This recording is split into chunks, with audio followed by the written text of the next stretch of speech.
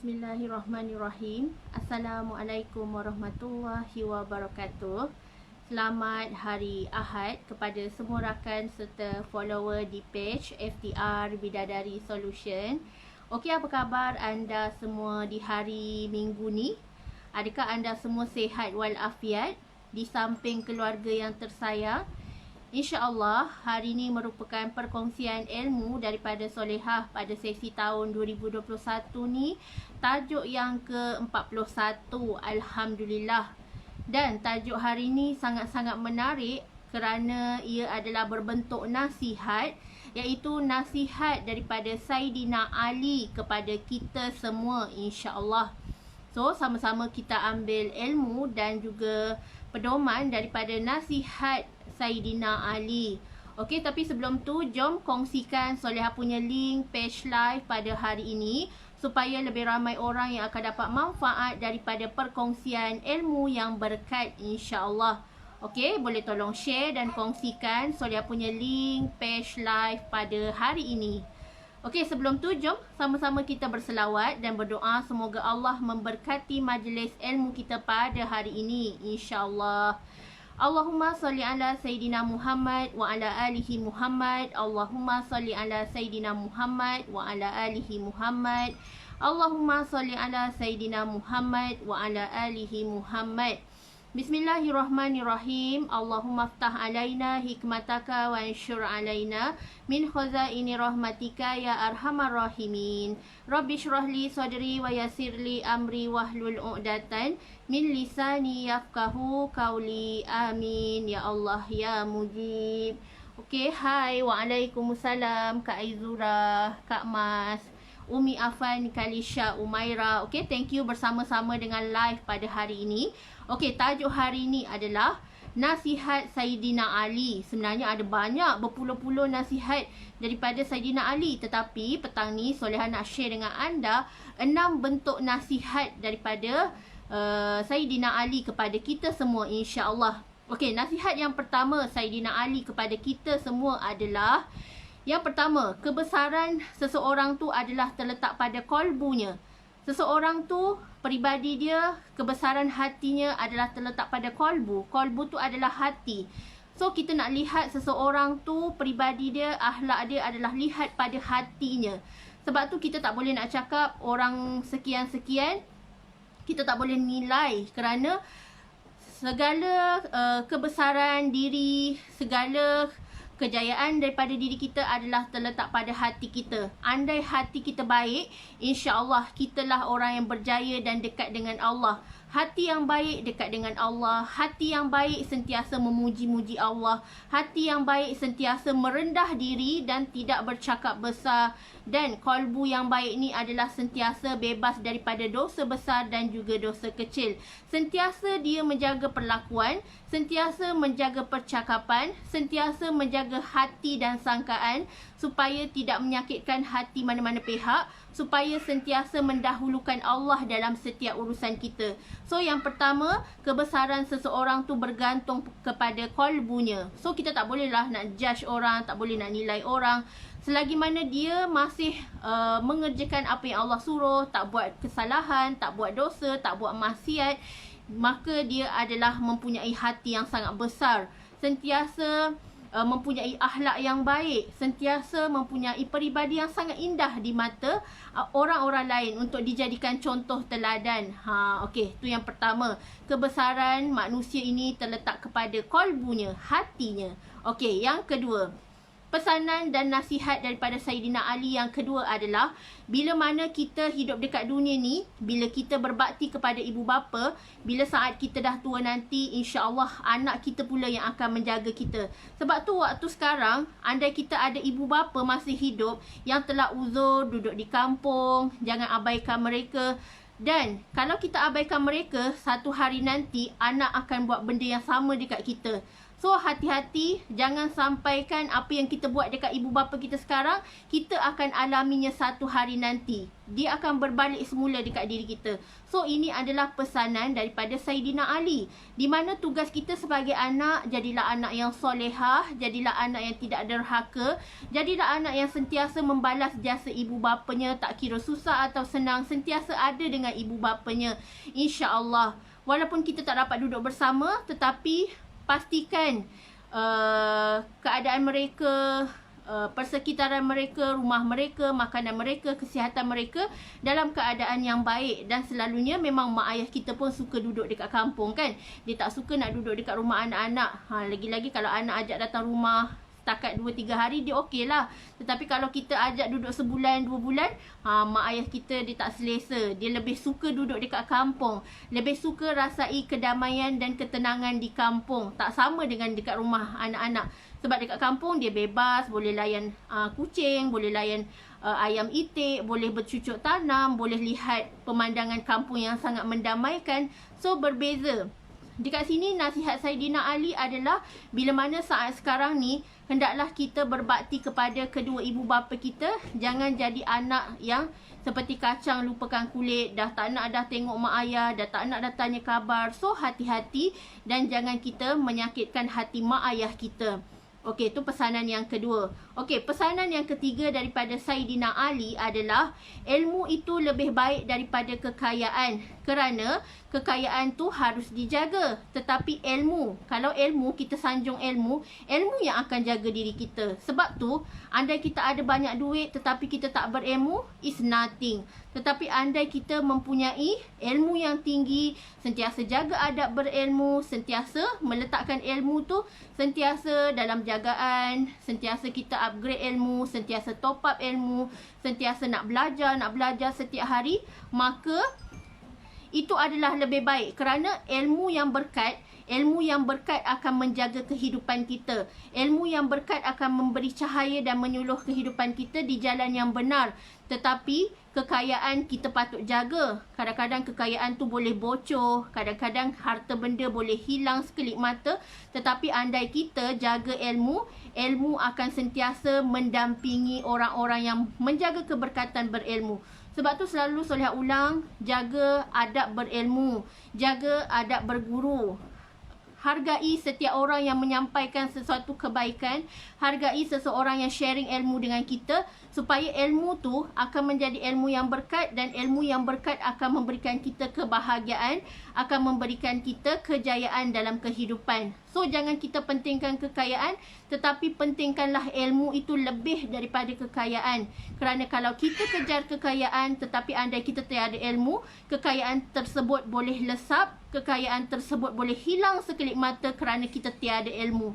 Sebab tu kalau duit yang sedikit pun, kalau kita ada ilmu, kita ternak duit tersebut menjadi berganda-ganda, sikit-sikit lama-lama jadi bukit, maka duit tersebut akan berganda-ganda dan lebih-lebih lagi boleh disalurkan ke saham akhirat, infak harta. So kalau anda bijak, anda orang berilmu, anda tahu ke mana harta kekayaan kita tu nak dibawa. Tetapi andai kita tak ada ilmu, kekayaan yang banyak berjuta-juta pun boleh lesap dan muflis sekelip mata sebab kita tiada ilmu. Okey, tu yang ketiga. Yang keempat, pesanan daripada Saidina Ali adalah, menahan marah itu lebih baik daripada kita terus berdendam. Sebab tu Saidina Ali dalam peperangan, ketika musuh nak menghunuskan pedang ke dada, tetapi Saidina Ali menahan marahnya kerana dia tak nak membunuh musuh tersebut hanya kerana nafsu amarah, tetapi dia nak membunuh musuh tersebut hanyalah kerana Allah Ta'ala. So beza bila keadaan kita emosi yang tak terkawal dengan kita buat kerana Allah. Bila kita buat kerana Allah, hati kita tenang, kita ikhlas, kita reda. Tetapi andai kita buat sesuatu tu kerana nafsu amarah, kerana perasaan emosi semata-mata, maka di situ adalah syaitan sedang menjalankan tugasnya. Sebab tu, bila kita sedang marah ni, kita kena duduk diam, bagi diri kita bertenang, tarik nafas, hembus nafas. InsyaAllah bila kita dah tenang, barulah kita bercakap, barulah kita bertindak. Bukannya bila kita dalam keadaan marah tu lagi kita nak bertindak. Bahaya kerana seseorang yang dalam nafsu amarah, dia boleh menjadi kepada pembunuhan. Ia akan menjadi kepada pengorbanan jiwa. So hati-hati, sebab orang yang sedang marah ni, emosi dia dah tak terkawal. Ibarat dia dah tak ada dalam diri dia, tetapi hanyalah dikuasai oleh syaitan, laknatullah. Sebab tu orang yang marah kena banyak-banyak sabar, ambil wuduk, baca Al-Quran, insya-Allah dah tenang. Kita cari solusi dan jangan jadikan itu sebagai api kemarahan lagi syaitan bersorak-sorak, kerana syaitan sukakan manusia bergaduh. Syaitan sukakan manusia berdendam. Syaitan suka manusia ni putuskan silaturahim. So hati-hati, jaga silaturahim kita. Jangan bila dalam keadaan marah ni kita lagi nak berdendam, kita lagi nak bermusuh, kita lagi nak hantar bomoh dan sebagainya dekat dia. So ini dah melanggar kepada hukum Islam. Akidah kita bagaimana? Bagaimana kita bergantung kepada Allah tetapi kita bergantung kepada bomoh, kita bergantung kepada makhluk lain. So tak selayaknya untuk kita bergantung selain daripada Allah Subhanahu Wa Taala. Okey, tu pesanan yang keempat. Menahan marah itu lebih baik daripada kita membalas dendam. Jangan dendam-dendam dekat orang, kerana dendam itu hanyalah akan membunuh. Dendam itu hanyalah akan memutuskan silaturahim. Dendam itu akan menyekat rezeki dan dendam itu akan menyebabkan Allah murka ke atas kita. Tetapi Allah suruh kita untuk hidup saling berkasih sayang kerana Allah Ta'ala, dan salinglah bermusyawarah supaya segala keputusan dapat disepakati dan kita dapat berbincang dalam keadaan aman dan damai. Okey, tu yang keempat. Pesanan Sayyidina Ali yang kelima adalah mengajar adalah belajar. Jangan pelik kenapa Solehah pagi, petang, siang, malam belajar. Sebenarnya, bila mana Solehah belajar, Solehah sedang upgrade ilmu untuk Solehah ajarkan kepada tim. Sebabnya bila Solehah tak share, Solehah belajar banyak-banyak pagi, petang, siang, malam, and then Solehah pakai ilmu tersebut seorang-seorang, Solehah tak nak share, maka ilmu tersebut akan jadi ilmu yang stuck. Kita tak boleh nak berkembang selagi kita tak share dengan tim kita. Kita tak share dengan kawan-kawan kita. Sebab tu, mengajar itu adalah belajar. Sebab bila kita mengajar, sebenarnya kita tahu, oh, banyak benda sebenarnya aku tersilap selama ni. Sebab bila kita explain dekat orang, automatik kefahaman kita akan lebih faham. Kita akan lebih banyak dapat point daripada apa yang kita ajarkan kepada orang lain. Dan memori kita, ingatan kita akan sentiasa mantap, dan semakin kita ingat segala ilmu tersebut, maka itulah ilmu yang berkat. Ilmu yang kita belajar, kita kongsikan dengan tim, kita kongsikan dengan kawan-kawan kita, dan kita hargai orang yang menyampaikan ilmu, itulah ilmu yang berkat. Sebab tu pesanan Sayyidina Ali, mengajar itu adalah belajar. Selagi kita tak mengajar kepada orang lain, so kita tak dapat something, kita tak dapat learning point, kita tak dapat aha daripada apa yang kita belajar. Kita just belajar, masuk, and then tiba-tiba ilmu tersebut kita dah lupa dah. Kita dah tak ingat dah ilmu tersebut sebab kita tak apply. Kita tak aplikasikan apa yang kita belajar, lalu ilmu tersebut menjadi ilmu yang beku, ilmu yang tak dapat berkembang, dan jadilah ilmu yang tak berkat. Tetapi ilmu yang berkat tu adalah ilmu yang disebarkan dan disampaikan pula kepada orang lain untuk orang lain dapat manfaat. So ini adalah ilmu yang berkat untuk memberi manfaat kepada kehidupan orang lain.